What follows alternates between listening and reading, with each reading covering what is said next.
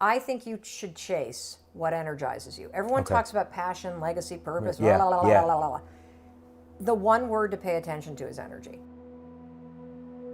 So whatever energizes you, naturally expands you, feels like possibility, is exciting to do. It may be scary, that doesn't matter. It has to do with how it makes you feel. Right. When you were in your 20s, money made you feel good. It expanded you, it energized you. Chasing the money, that was the game. That was your passion. Nothing wrong with that. And I particularly want to say that to the women that are watching. Yeah, hell yeah. Because it is socialized into women not to chase success like that, not to go after the money. And so if what energizes you is amassing wealth, go for it. But and the reason why I say that is because people talk about the word passion or purpose. Right.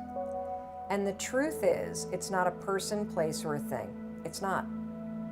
It is the feeling of being expanded and energized. Right. If you're pursuing your passion, it means that you wake up every day and are energized. So instead of trying to think, what's my purpose? What's my passion? What's my purpose? What's my passion? And instead of thinking like that, I want you instead to ask yourself, what could I do today that would energize me? What energizes me? If it's making money, figure out how to make money. Right. If it is making a difference, figure out how to make a difference. It could be in any single shape or form, but if it energizes you, that's what you need to follow. And what happens is that passion also, because it's energy, it dissipates over time. Yeah. But what happens is once you learn how to do something once, you can do it over and over again. And so it starts to become routine, which means it's no longer energizing. Right. Which is why every entrepreneur out there goes through the mode of chasing the money, and then you hit the money that you need to make, and then you're like, I'm not fulfilled. What's my purpose? I don't know what to do. Yeah, I went through that. I need to find I did everybody does. Yeah. And it's because you were energized by the money, and now you're not. Yeah. Now you got to be energized by the next thing. Yeah.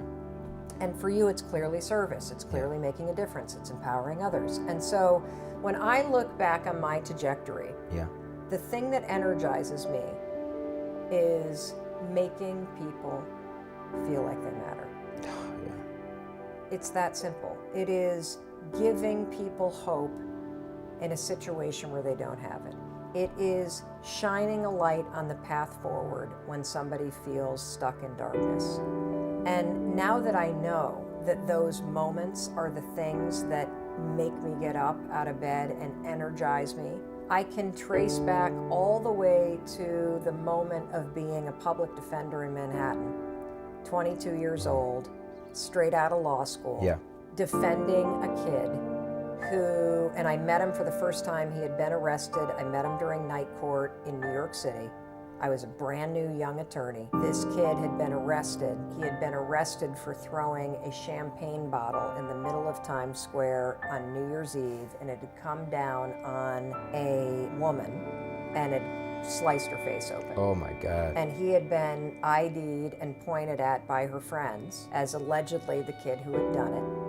And he was a junior in high school. High school kid on his way to go to junior college, mom working hard, terrified, absolutely terrified. And I met him because he had been arrested, and the family couldn't afford a lawyer, and I was a legal aid criminal defense attorney, and I was assigned to represent him. And I remember walking back into the cages behind the judge's bench, because if you look at a judge in a courtroom, there's two doors, typically, one to the right, one to the left. One of those doors leads to the hallway, which is what all the court officers and administrative workers walk to, that's behind the court system. The other one leads to cages that are behind the judge, which is where they hold the inmates as they're waiting to come in and get arraigned, or they're waiting, for the trial. And so I walked back there and I called out this kid's name, and I just remember him asking, is my mom out there? Is my mom out there? And I said, look, I'm gonna tell you something. I'm gonna make you two promises. I'm gonna get you out of here tonight, and I'm gonna do everything I can. He was like, I didn't do it, I didn't do it, I didn't do it. I swear to God, I didn't do it. And I promised him, I said, I'm gonna get you out of here tonight, and I'm gonna do everything I possibly can to clear your name. And I remember the relief in his face. And he said, you believe me? I said, of course I believe Gave him you. hope. That moment my heart blew open. And it's those moments where you give somebody hope, where you show them the path forward, where you're stronger and clearer in that moment than they are, so now they can be. Yeah. And that's what I show up and do every single day. Your gift will make room for you. Now, what is your gift? It's the thing that you do the absolute best with the least amount of effort. That's your gift. Quit running away from the gift. Your gift will make room for you. Stop trying to be something you ain't gifted at. Nobody asked you to go down here and study to be a dentist, and you ain't really good at that. Quit going down to the church trying to sing. You can't sing. Listen to me. All of you have this gift. Identify it. It's the thing that you do the absolute best with the least amount of effort. That's what you should be doing. You're wasting your time pursuing your passion. The Bible does not mention passion. It mentions your gift. What are you gifted at, and do that? Passion is not an input. Passion is an output. We're all passionate. We're just not all passionate for the same things. And we will feel what we call passion when we are involved in something that is deeply personal to us, that is helping us advance some higher purpose or cause. Then when we go to work, what we experience is passion. But if you make us do something that we feel no personal connection to, that is not us helping advance any kind of bigger ideal, then what we feel is stress. Now, passionate people work many hours, they don't come home, they miss their families, they take business trips, they don't sleep, and yet it feels worth it. People who are stressed go on business trips, they miss their families, they work long hours, they don't sleep, but it doesn't feel worth it. Passion is an output, not an input. Like stress is an output, not an input. So you can't do what you're passionate about. You find something you believe in, and what you will experience is passion. So then it begs the question, how do I find what I believe in, right? I think society, especially our society, and especially for a younger generation, puts overwhelming pressure on us to have a vision. What's your vision? Or find your bliss, or all of these, they're all the same thing, right? And the problem is we're not all visionaries. It's unfair. It's an unfair standard. That's like telling everybody to be creative, but we're not all creative. Or everybody be good at math, but we're not all good at math. We're not all visionaries. Only a small percentage of our population are actually visionary. You don't have to have a vision. You have to find a vision, right? If you hear Martin Luther King say, I have a dream that one day little black children will hold hands on the playground with little white children, you go, that's what I want. You choose to follow Dr. King. When you hear the words of visionaries, and if they appeal to you on some visceral level, they give you goosebumps, they make you excited, they make you want to sacrifice, be a part of it, stand in line to hear them, pay money, whatever it is, follow that, make that your vision. Take it and say, that's my vision too. You can adopt someone else's vision and make it your own. That's what we call a following. Is we have taken the visionary's vision and we have chosen to follow that vision ourselves. We are followers. That's a good thing.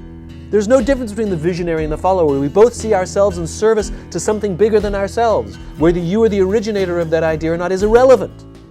What it does is fuel passion. What it does is fuel conviction. So we don't have to have a vision, but we do have to find one. And so read books, watch TED Talks, read articles, be in life.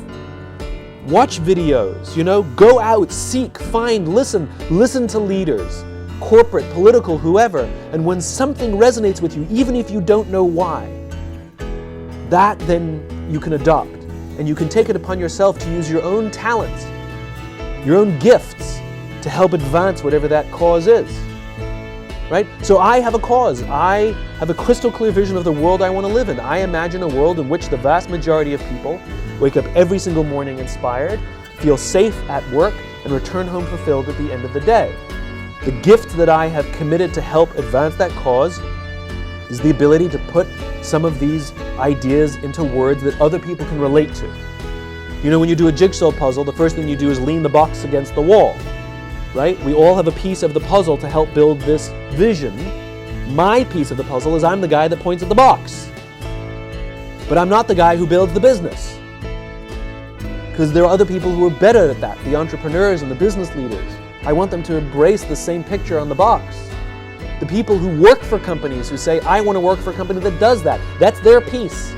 The one who's a gifted natural leader who cares. We all have at least one friend who, for whatever reason, love us and care us even when we're horrible people. That for some reason they still believe in us and they see the good in us. That's their piece of the puzzle. And so we have to commit our gifts. The reason they call them gifts is because they're forgiving. That's what gifts are. They're for giving away. If you have a gift, it's not something you take, it's something you give. So I think we have to find a vision and commit our gifts to help advance that vision. And the great leaders, the ones that can put that vision into words so clear that we can then recite that vision as if it were our own.